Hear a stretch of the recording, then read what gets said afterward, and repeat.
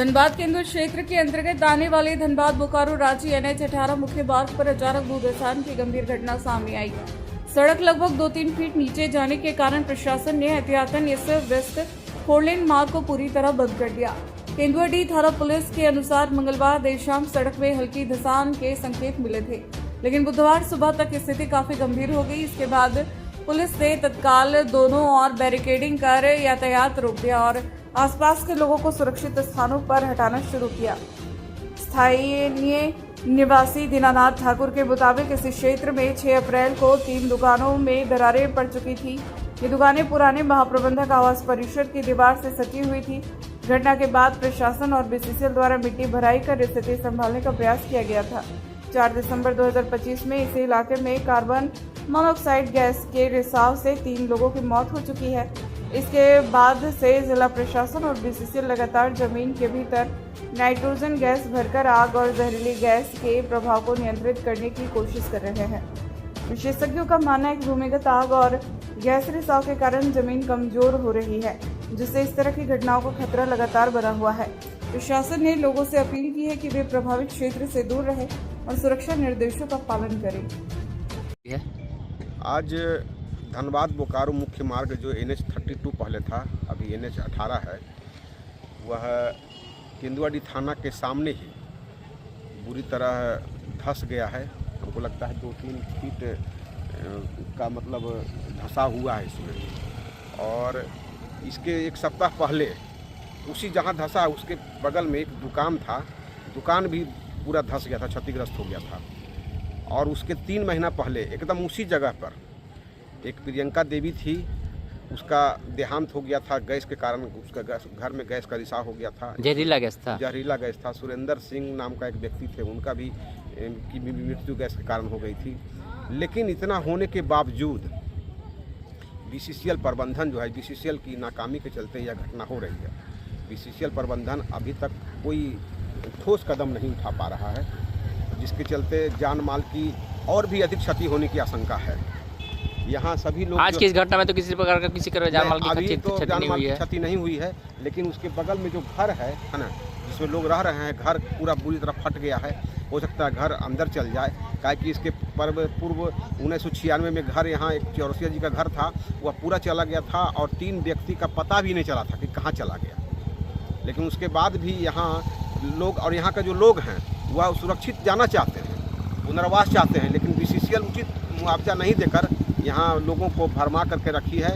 और ये कब की घटना है? ये जो जमीन नीचे धंस गया है अभी मतलब सुबह का घटना है, मतलब 8 बजे के लगभग धंसा है जमीन। ये मुख्य मार्ग ही धंस गया है। कितना होगा अंदर धंसा होगा?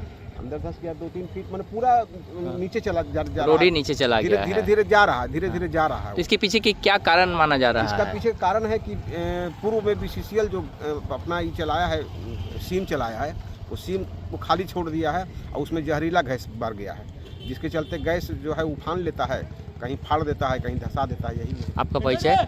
दीनानाथ ठाकुर, मैं भाते हैं केंदुआ बाजार में, यहीं पर मेरा घर है। हाँ, बताया सर, क्या घटना घटी है, कैसे हुआ? ये जो पुराना धनबाद बोकारो रोड है, उसमें दरारें, सब्सिडेंस और उसके क्रैक का हिंदी क्या होता है? फटाव। हाँ, फट गया है। और आप लोग देख ही रहे हैं, हमारे साथ आप लोग भी निरीक्षण किए हैं।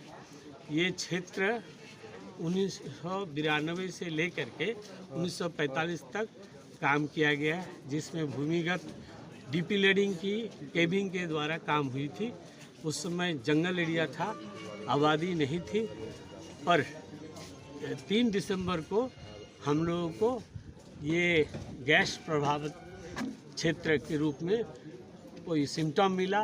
गैस की मात्रा ये कराया गया, 3 वैज्ञानिक एजेंसी को लगाया गया, रेस्क्यू ट्रेन को लगाया गया। और तब से लगातार ग्रामीणों से, नागरिकों से हम लोग आग्रह कर रहे हैं कि ये क्षेत्र खतरनाक है। हम लोग कई बार जनता संवाद भी किए हैं। ये हाल फिलहाल में बृहस्पतिवार को, बीता हुआ बृहस्पतिवार को जन संवाद हम लोग किए थे। क्षेत्र 3 प्रकार के खतरा से जूझ रहा है। सबसे बड़ा खतरा गैस का है, जिससे जहरीली गैस निकल रही है।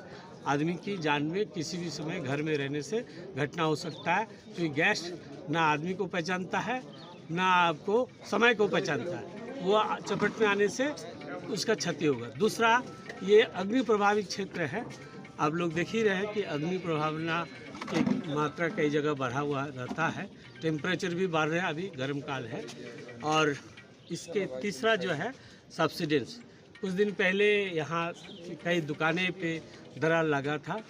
हम लोग उसी को देखते हुए हम लोग ने ये जनसंवाद भी किए थे कि क्षेत्र बहुत ही अस्थिर क्षेत्र है भू धसान के संबंध में। और ये तीनों अगर खतरे को हम लोग देखें, यहाँ से निष्कासन की ज़रूरत है। जब सुरक्षित हो जाए तो हम लोग उसको ही करें। अभी जैसे वैज्ञानिकों का कहना है कि ये जो भी तरीका है उसमें हम लोग जो काम करना चाह रहे हैं, आबादी के चलते वो काम लार्ज स्केल में हो नहीं सकते। तो अब रह गया कि कहाँ जाना है। तो पहला तो तत्काल हमने BCCL एवं जिला प्रशासन के आदेश से एक राहत शिविर की बात लगातार आप लोग को भी जानकारी दिए हैं, अभी चालू है। और जो भी उसमें रह सकता है रहे। अगर इसके अलावा कोई अगर आसपास में रिश्तेदार है रहे, कोई दिक्कत नहीं। लेकिन सरकारी योजना के तहत बेलगड़िया में, चूँकि ये जरेडा प्रभावित क्षेत्र है जिसका सर्वेक्षण हो चुका है, सुविधाओं के साथ दो अहम सुविधा के हम उल्लेख कर रहे हैं, जो उनको 1100 स्क्वायर फीट का कुल मिला के, 2 फ्लैट मिला के 1100 स्क्वायर फीट का फ्लैट मिलने बिना पैसे में मिलना है। 2.5 लाख रुपया उनको देने की है।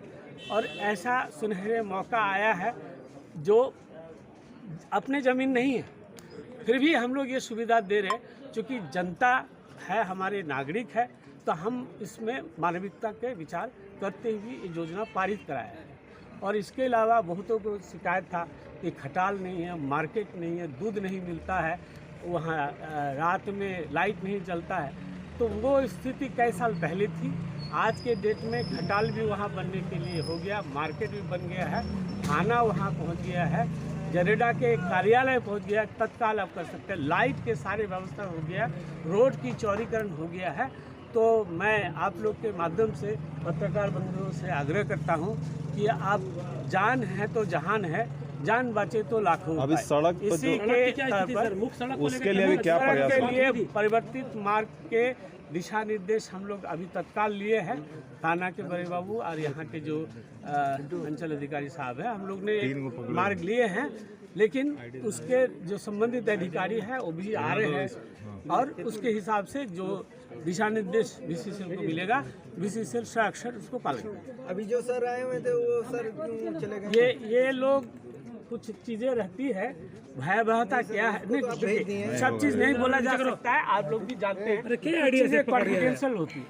उसने क्या है, क्राइम विभाग से है, क्या है, हमें परिचिति नहीं थी। तो उसके आधार पे हम कैसे आपको CMD साहब भी फीडबैक ले रहे हैं। CMD साहब से मेरा बात हो रहा, DTOP साहब से मेरा बात हो रहा, DTPT साहब से बात हो रहा, GM सुरक्षा से बात हो रहा, अंचल अधिकारी से बात हो रहा, और आपके नजदीक में जो थाना के प्रभारी उनसे भी बात हो रही। पाइपलाइन भी नीचे बिछा हुआ था, वो भी प्रभावित हो जो भी सकता है। जन सुविधाएं हैं, हम लोग जब परिवर्तित मार्ग की बात कर रहे हैं, जान बचाने की बात कर रहे हैं पहला, ठीक है। जो बाहरी आदमी है उनको पता नहीं है, तो इसीलिए जान बचाने के लिए अभी कौन टीम आई थी सर? अभी कौन टीम आई थी? अभी कौन टीम आई थी, ये तो आप बोले ना, बहुत सारी चीजें क्राइम विभाग से मेरा हाथ में नहीं है, अभी बोलने की कोई जरूरत नहीं।